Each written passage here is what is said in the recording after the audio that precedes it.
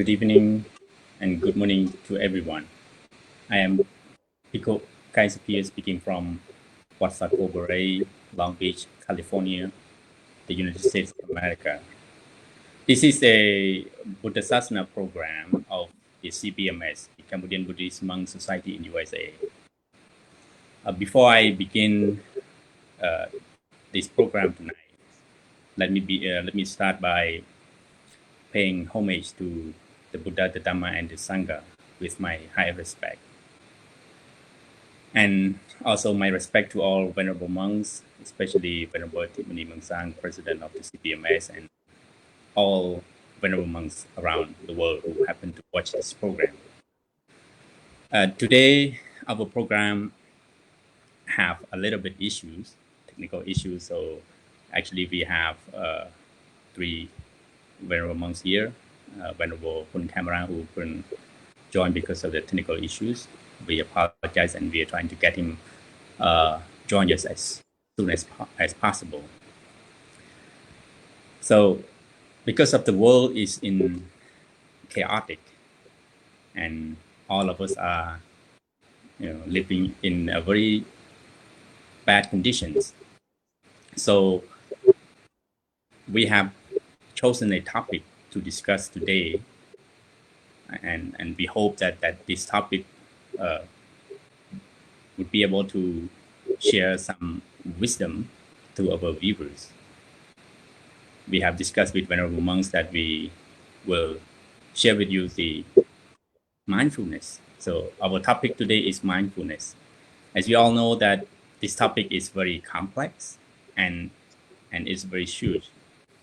But we want to share some sort of ideas that in order to deal with our daily life, we need to have some sort of mindfulness to lead us, because mindfulness is like a commander-in-chief, or it is a driver.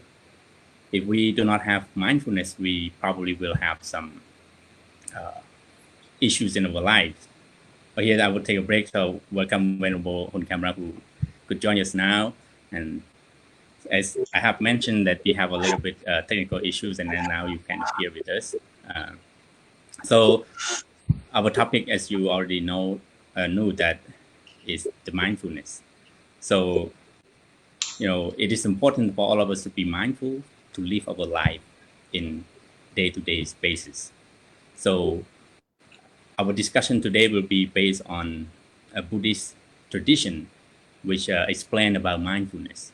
So I would like to start with Venerable Soktevi. But first, thank you for joining us on this program, and we are very, very honored to have you, because I have known that both of you have been leading people to do meditations, which to cultivate their mindfulness. So first, I would like to start with Venerable Soktevi. What is mindfulness, basically, according to Buddhist traditions? Thank you. Thank you so much, Venerable Sir. First of all, I would like to pay my homage and veneration to the three jewels, the Buddha, the Dhamma, and the Sangha, and my respect to Venerable Mahasanghas, lay devotees, and friends of the universe. It's a pleasure for me to be joining here in this program of Buddhasasana of the Cambodian Buddhist Monk Society in USA. That today we talk about the topic which is very important and very common in daily life, mindfulness.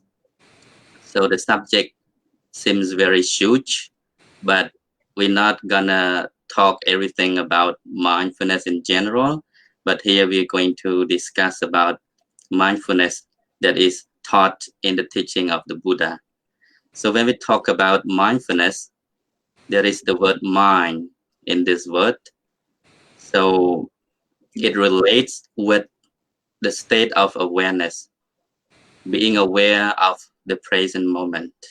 No matter what you do, either you're walking, you're sitting, you're standing, you're eating, basing, listening, watching, reading, whatever activities that you do on daily basis, that should be mindful. So to put it in a simple word, mindfulness is a way to live fully in the present moment rather than thinking about the past or imagining about the future. So that's my short explanation concerning with mindfulness. Thank you. Thank you. So I would like to turn the question to when Venerable on camera. He has mentioned about mindfulness is leading us to live in the present moment. So my question to you is that when we know that mindfulness is reminding us that helping us to live with the present moment, but what if some things that distracting us, you know that's supposed, like for ordinary people, we sometimes we got distraction by our work, by our family's issues, by the, the social chaotic. So what do you make of that? How can we be mindful when a lot of distractions that drag us down? So can you share your perspective on this? Thank you. May my homage to the Buddha, Dhamma, and Sangha, and my dear venerable monks around the globe, and our dear devotees. And thank you very much. It's a great honor to be joining this program. And let me very honest with you. As Honorable Soktivi mentioned, mindfulness is a very broad subject to be discussed, to be elaborated. But mindfulness is mirror thought. So it means that mindfulness reflects only some thing that presently happen or occur. And it is like a mirror. When you go before the mirror, it reflects only what is before them or the exact reality before them. So it means mindfulness sees thing as the way it is, the reality, and whatever at the present. So when we say being mindful, I mean, because words are symbolic, mindfulness is an activity and it is an we pre-symbolic, so it is really hard. It's really hard to put them, into the words. But what mindfulness teaches us is train our mind to be at the present means we learn to accept the reality. So the reality is, if you are sad, you are sad. If it is chaotic, it is chaotic. If it is, dangerous, it is dangerous. So being mindful, another technical term is mindfulness is present moment awareness. Learn to be at the present, but it means that you have to be realistic. You have to be, how to call it? You have to be realistic is one thing, and you have to be honest and accept the reality. So when we learn to accept the reality, whatever chaos or calamities in life, we learn to face it rather than to avoid it. So that's all from me. Thank you. When we talk about this, I'm saying about with the ordinary people who are not happens to be like us. We have learned, we have trained to be mindful in everything around us. And what do we say to the honorary? Some people say that mindfulness can be only practiced by a holy man or holy person. Some misperception on that. So to Venerable Saktivi, how many types of mindfulness, and how can you describe and then share this to the ordinary people that they also can practice mindfulness, because that is the fundamental of the living a life. Thank you. Thank you so much. Thank you so much, Venerable Sir, for the very interesting question that you asking. When we talk about mindfulness, if we refer it to the mindfulness that is taught by the Buddha, so we talk about the right mindfulness. Of course, briefly, there are wrong mindfulness and right mindfulness. So let's talk about right mindfulness that is taught by the Buddha, especially it is mentioned in one of the 8 noble factors of the Ariya Atthangika Magga.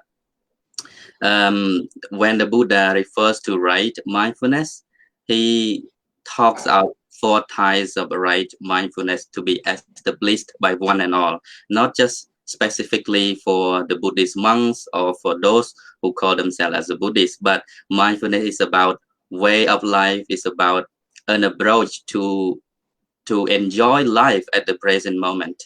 So there are 4 types of right mindfulness in this regard, which is expounded in the Satipatthana Sutta, the discourse of the establishment of mindfulness. Number 1, the mindfulness with regard to the body, Kayanupasana. And number 2, mindfulness of the sensations or feeling, Vedananupasana. And number 3, mindfulness of the mind, Chittanupasana. And number 4, mindfulness of the Dhamma, the thought, concept, idea, or mind objects, which is called in Pali Dhamma Nupassana. Thank you.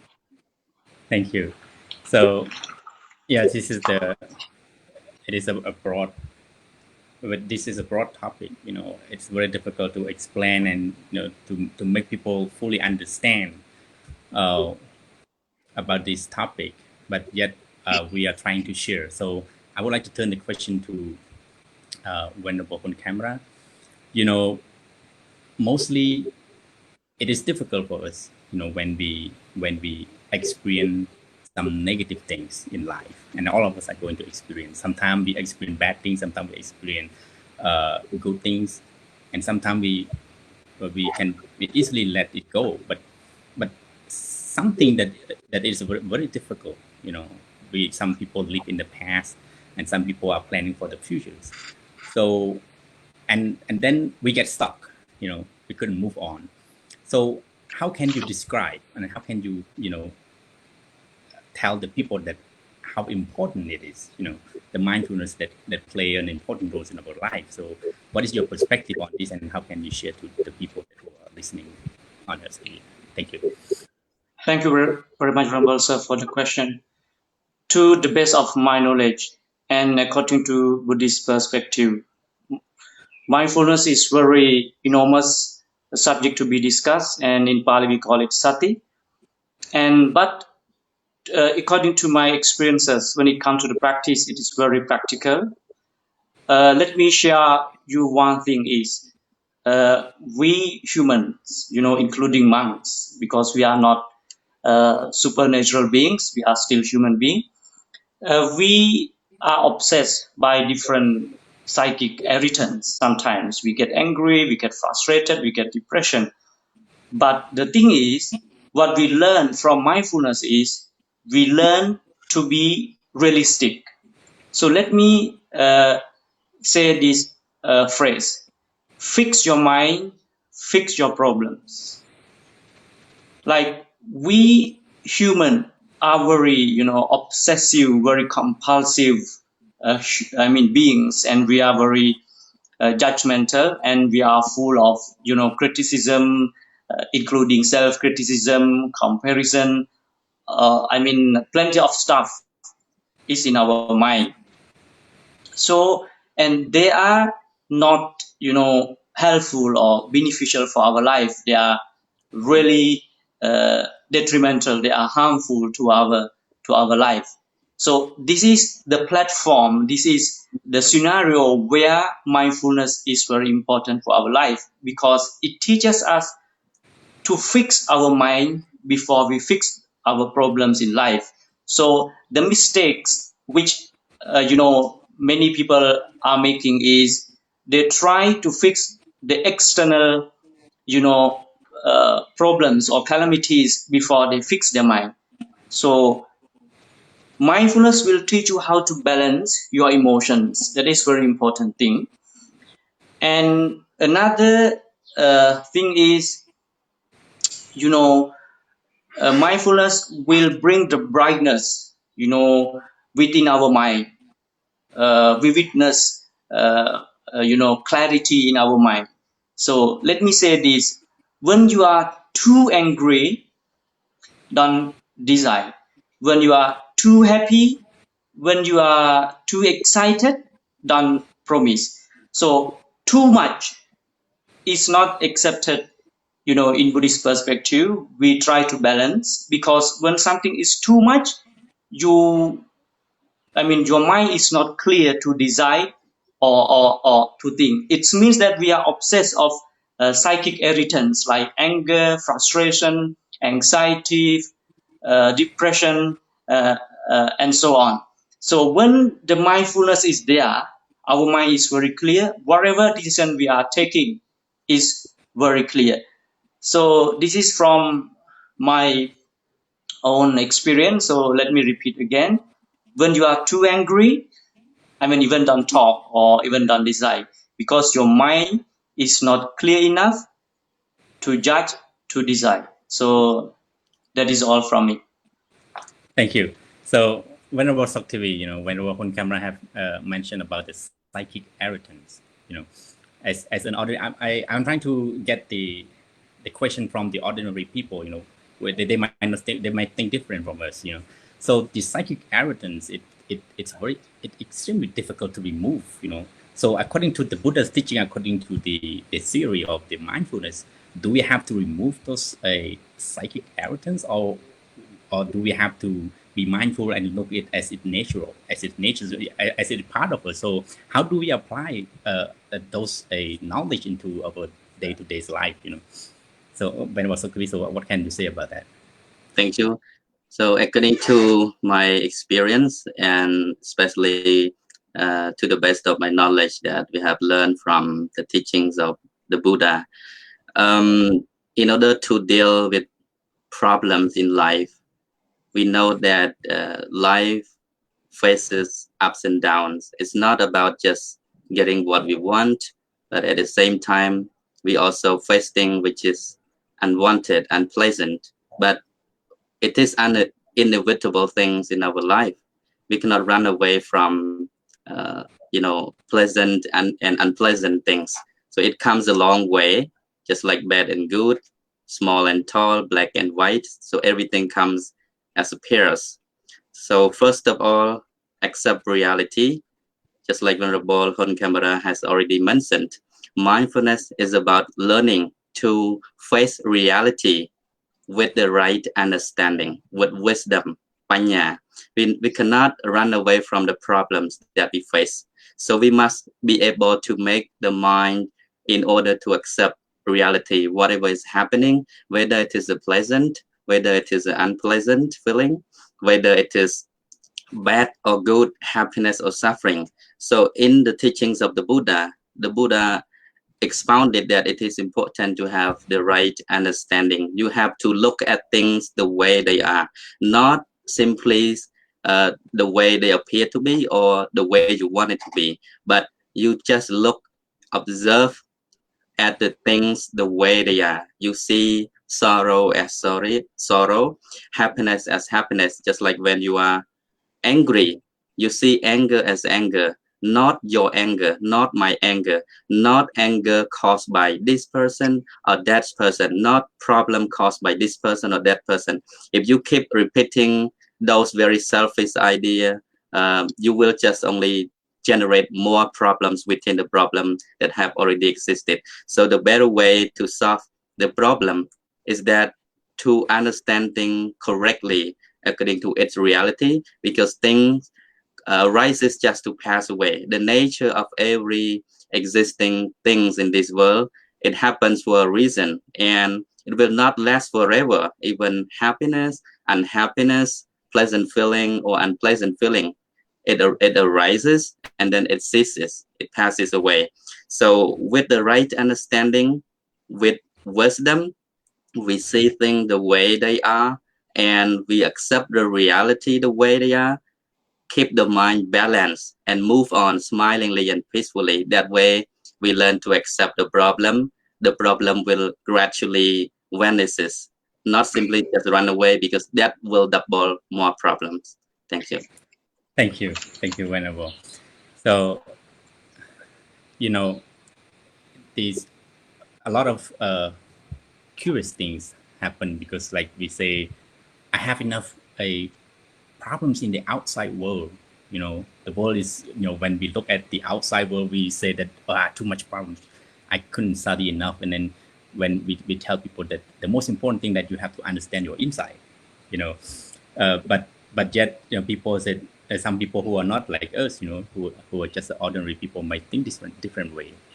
So the thing is that, when thoughts arise, it moved to speech and action.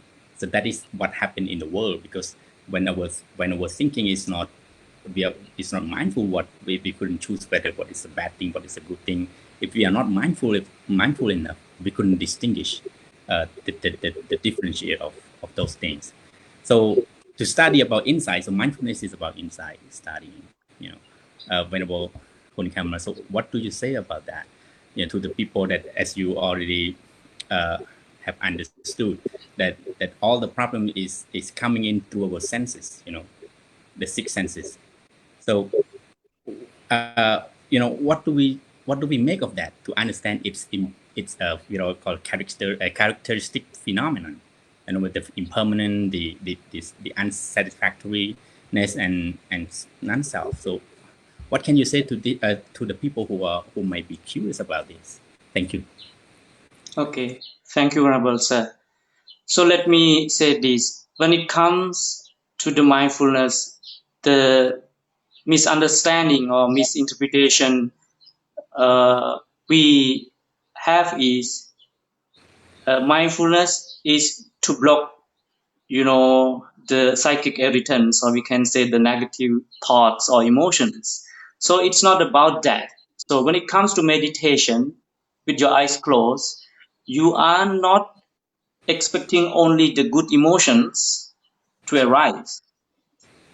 In practicing mindfulness meditation, we are trained, to deal with everything which is arise while we are observing our breath.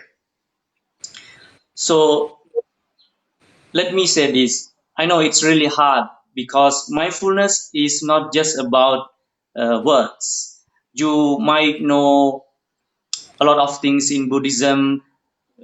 You may, just being knowledgeable of the definition of mindfulness or many things in the scripture is not enough to apply or to practice mindfulness.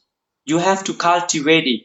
So practicing mindfulness meditation is very important. And to be honest with you, it's hard. But what I want to say is, if you have the willingness to be happy, always keep smiling, you have to put your entire effort to the practice.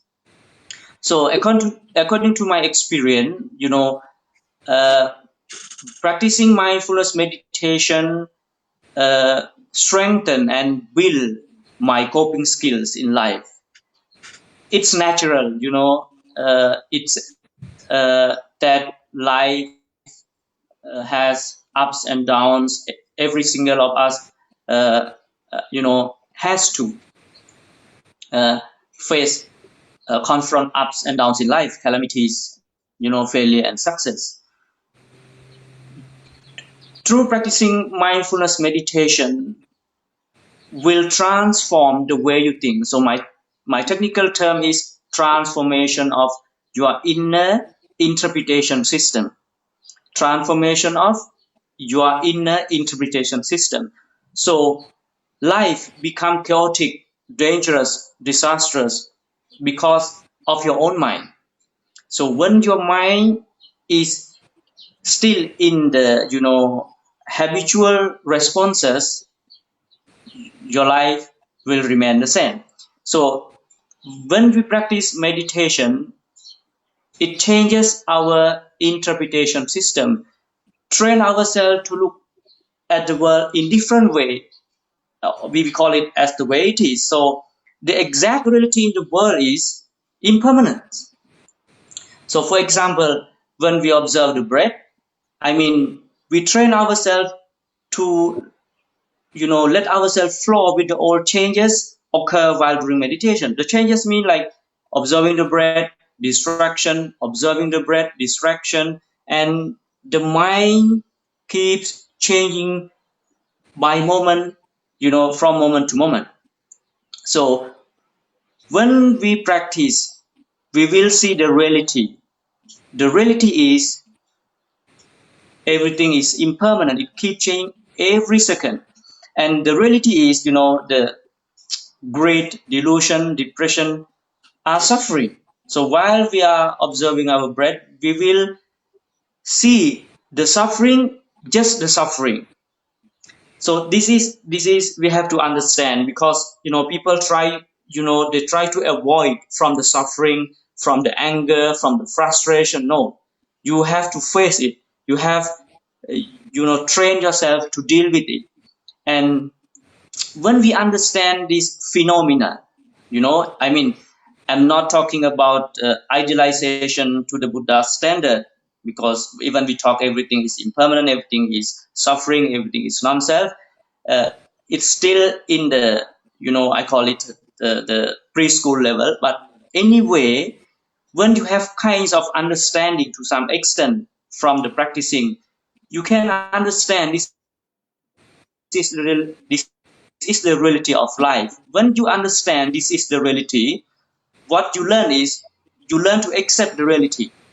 Because there is one experience that I learned, that when you practice, just accept everything arise. Sometimes bad, mental images arise. Sometimes good mental images arise. So this is we have to learn that bad and good is a part of our life. So this is the reality. And bad thoughts, bad emotions arising, passing away, arising, passing away. uh, so this is the impermanence. So when we understand that, and we will learn to accept.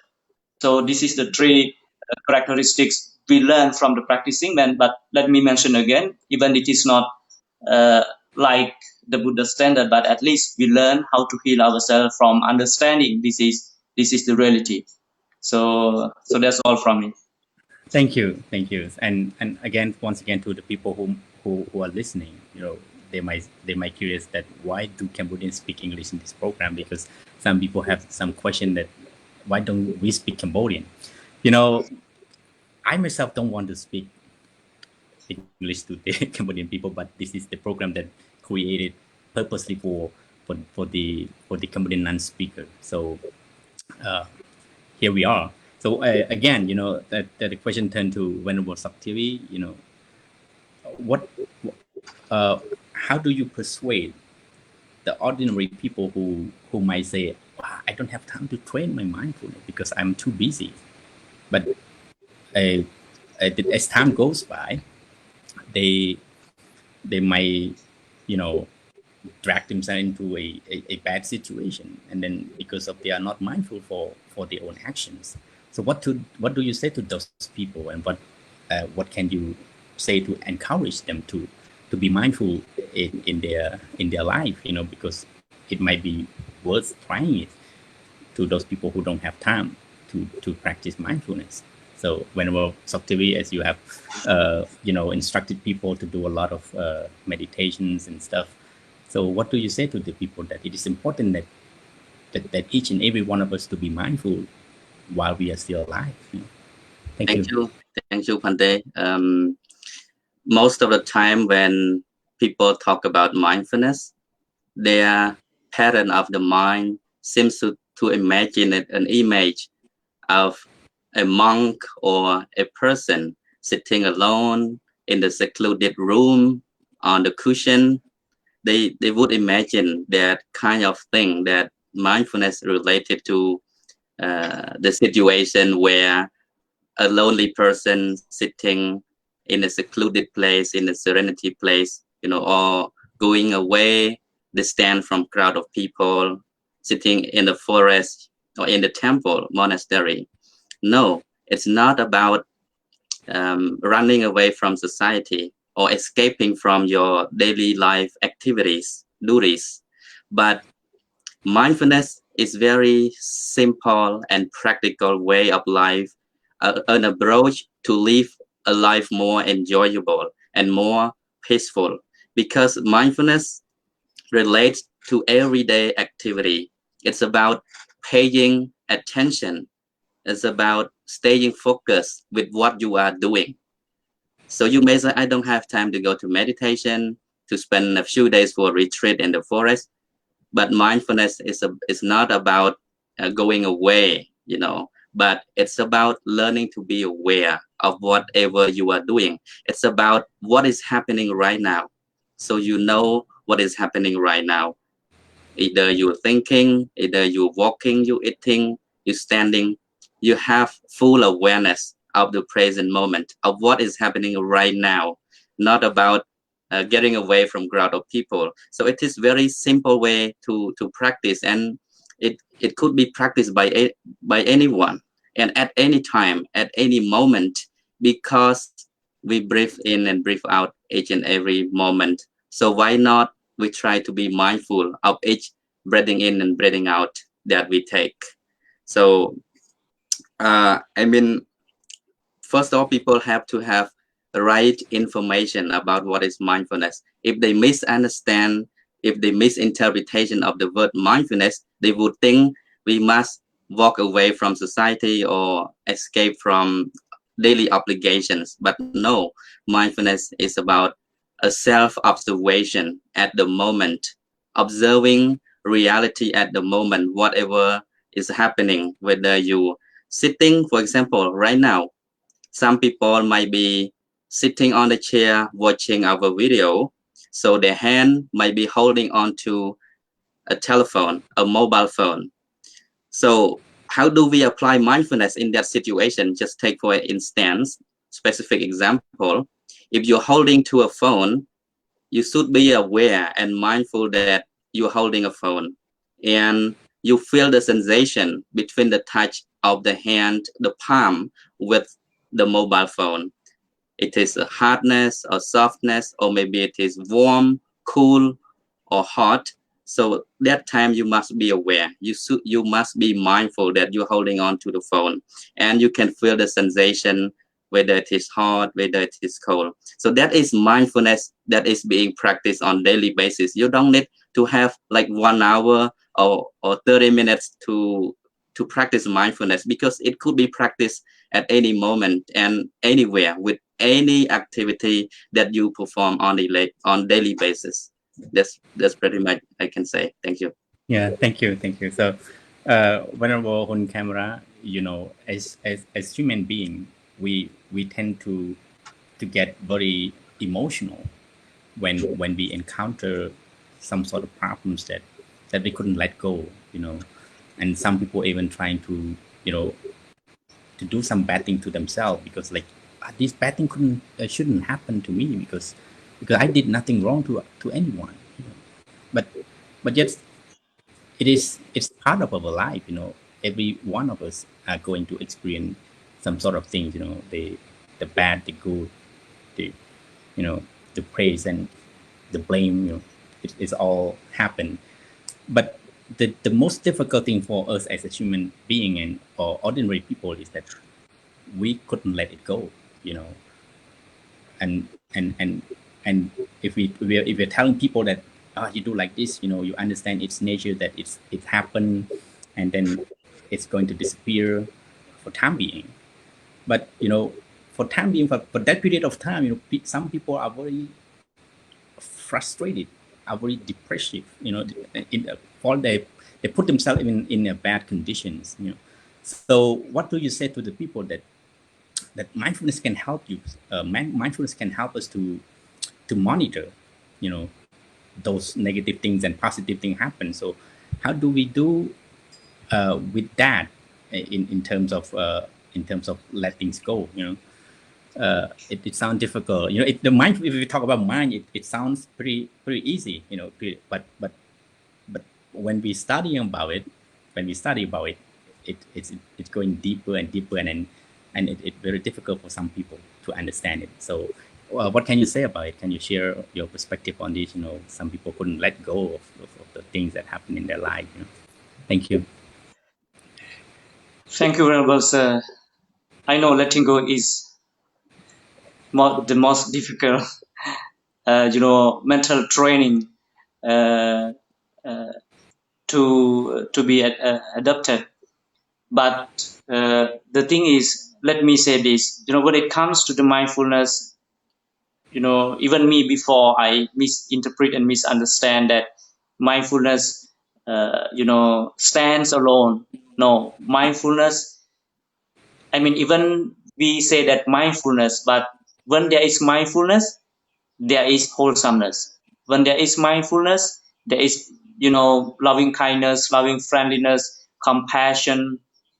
I mean, the entire wholesomeness will be there.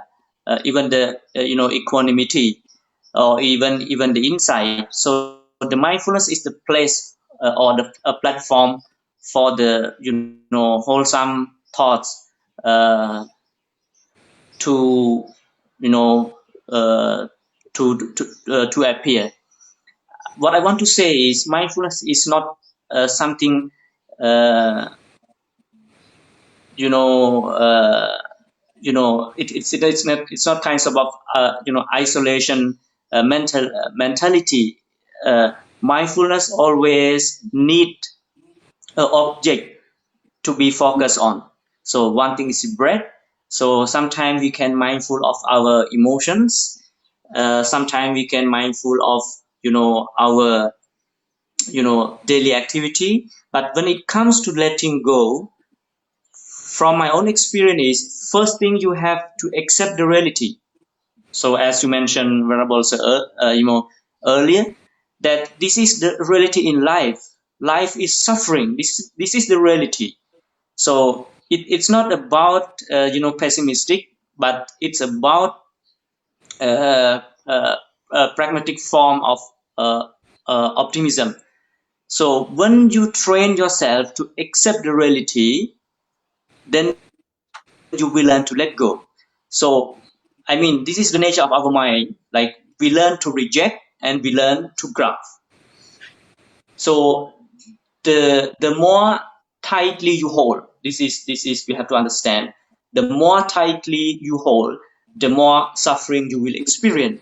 So when it comes to let go, from my own experience, you have to learn how to let go. So before learn to let go, we have to change the way we think first.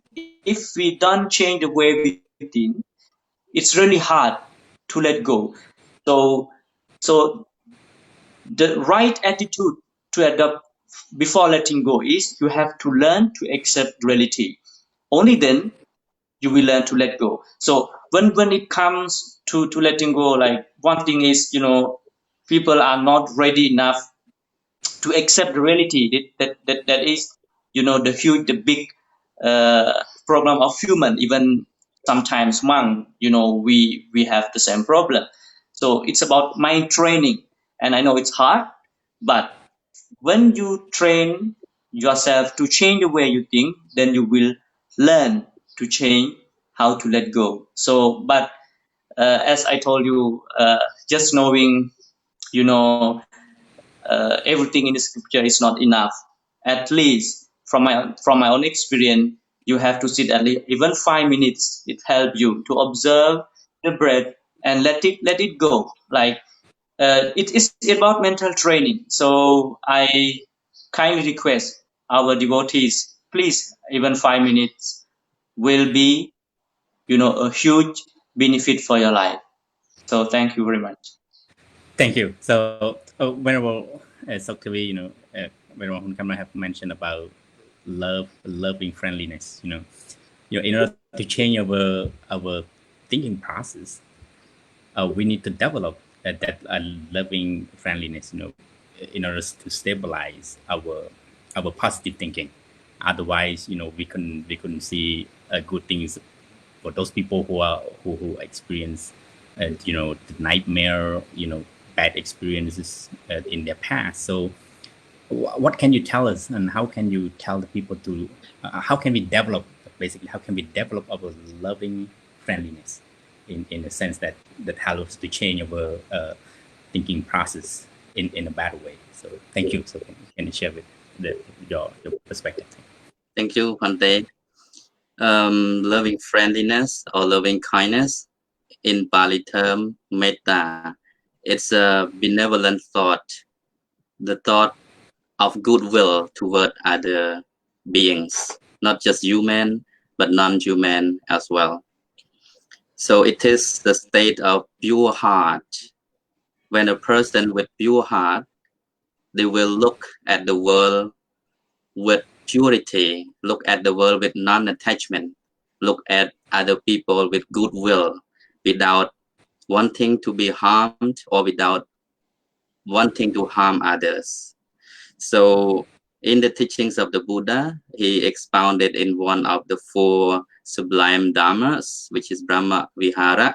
It is to be practiced on daily basis as well, because in society where we live, people are full of hatred, full of envy and jealousy, full of negative thoughts toward one another. So metta in this place play very important factor in order to purify our mind. If we don't have this thought of benevolent or goodwill for others, we're gonna create a lot of troubles in society, and also will break the friendships among our friends, and the whole society will be collapsed because we don't have a mind of metta, a mind of friendliness toward others.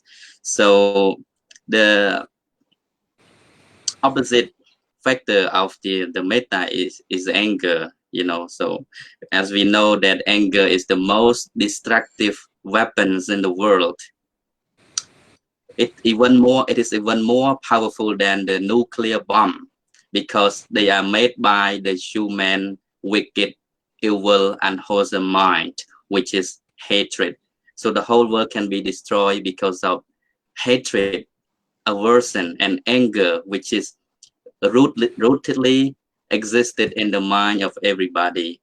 So if we are aware, we know that this is the unwholesome or the evil state of the mind that need to be got rid of, then we can try to practice metta or loving kindness toward other beings, simply comparing ourselves to others. We want to be happy, and so do others.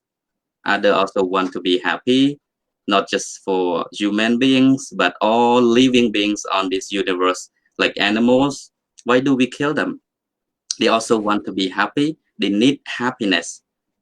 So also having ourselves compared to others can generate the thought of loving kindness within ourselves, and with that we can apply onto daily basis and will bring a lot of benefit to society. Thank you.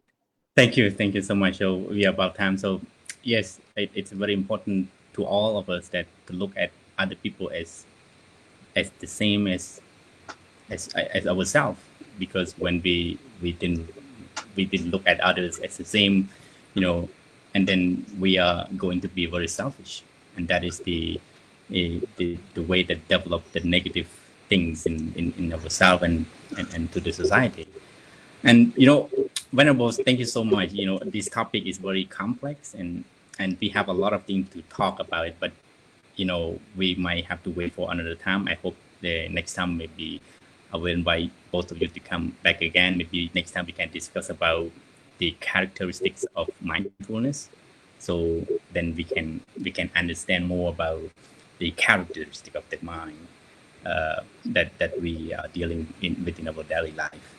So, well, we have mentioned earlier in our well, outside of this life, and that we are going to instruct uh, help people to do the mindfulness. But I think we out of time. I think maybe we can do it next time if you don't mind. I will. I'm sure I will. I'm going to invite you to come back and share with the people about this topic, because it is very helpful to understand. Otherwise, we couldn't live our life properly and without any distraction if we do not have a right mindfulness. Uh, in our lives. So thank you so much, Venerable, and then I hope people understand what we are trying to share, and then also Venerable monks who might happen to watch this show. And thank you for your participation. And if we have any mistakes, we are sorry, because this is new things for me. This is my what a show, and I have never trained or, or learn anything about this thing. So I apologize to both of you too if any mistakes, and we hope we can work together to share and to you know, it's important for all of us to do our part and share our knowledge with the younger generation. Otherwise, we couldn't keep this richness, like cultures, along with us. So thank you, and we hope to see you next time. And then may all of you be happy and healthy and safety during this difficult time. Thank you.